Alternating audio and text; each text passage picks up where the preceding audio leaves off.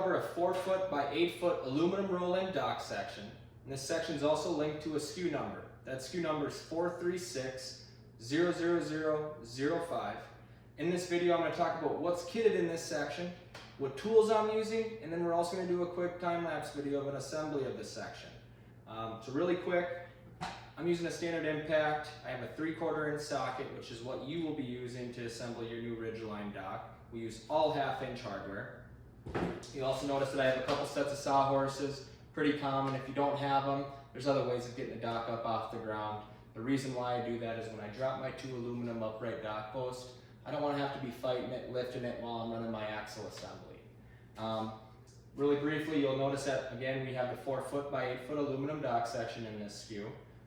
What's included in that as well is 2 4-foot by 4-foot no maintenance polypropylene decking. It is a SureStep brand. They offer a lifetime UV protection warranty. It's the best in the business, guys. 2 rotomold dock tires, never flat, never rot. 2 aluminum 6-foot dock posts. These dock posts are provided with 2 post tracks. And then you'll also notice that I have a 6-foot dock axle assembly. So everything here listed right here is going to be times 2 because I'll have that on the other side.